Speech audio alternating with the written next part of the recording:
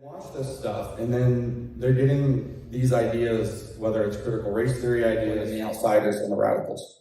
And we'll get to them by radicalizing students to bring the message to them.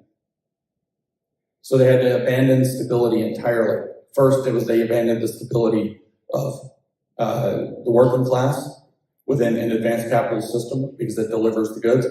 Later, when the queer theorists got a hold of these ideas, they had to abandon the stability of categories of sex, gender, sexuality, romantic inclinations. They separate those things.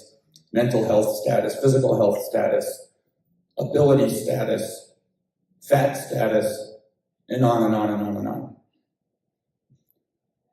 You have to wage war on the normal. That's queer theory. And the reason is because you make sure that nobody has a stable sense of self.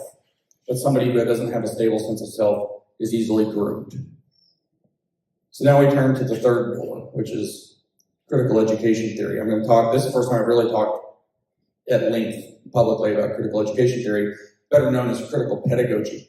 I'm not going to go all the way back to the school reform movement, which precedes this, the John Dewey and all of that. I did not pick up my research there. I don't know enough about it. I don't want to open my mouth and say something incorrect. I started in the middle of this story with a man named Paulo Freire. Paulo Freire is a Brazilian Marxist, in fact, a liberation theologian, which is a Marxist posing as a Catholic. So he's a very religious man that has had more influence on our education system than probably anybody else, except maybe John Dewey. Paulo Freire's ideas in 1985, after his book, The Politics of Education, was brought to the United States and promoted by his disciple, Henry Giroux, became the most influential in education. Every college of education teaches Paulo Freire's most famous book, which is called The Pedagogy of the Oppressed from 1970, which was basically ignored in North America for 15 years until The Politics of Education came out. So what Paulo Freire is the root of groomer schools, believe it or not. And the reason is because he had a number of different things that are going to sound very familiar to you, but the last one that I'm going to talk about is the one where you get to the grooming. First, I want to tell you what his method was. The first thing he did was that he made education and knowledge itself and literacy into a Marxist concept. When I say made it into a Marxist concept, I mean it's something that's being understood in a conflict theory, the way that Marx laid out a conflict theory of economic class.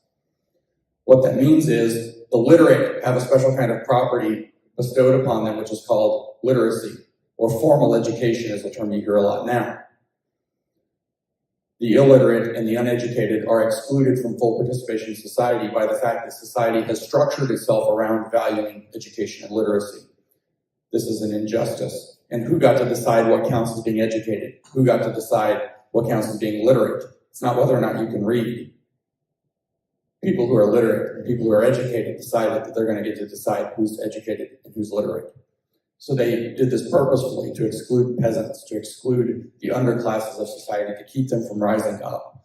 And again, there are historical cases where there's some truth to this. From what I understand, the French language is impossible to spell because the nobles didn't want the peasants to learn how to read and write. So there is some historical truth to these kinds of arguments. But of course, Freire takes it to the extreme. What he says then is that the point of education cannot be about teaching literacy, which, as we heard with the work ethic from Wade, you can't teach people to succeed in the existing system because that upholds the existing system. You can't teach people to have a good work ethic because that's white supremacy and it upholds white supremacy culture.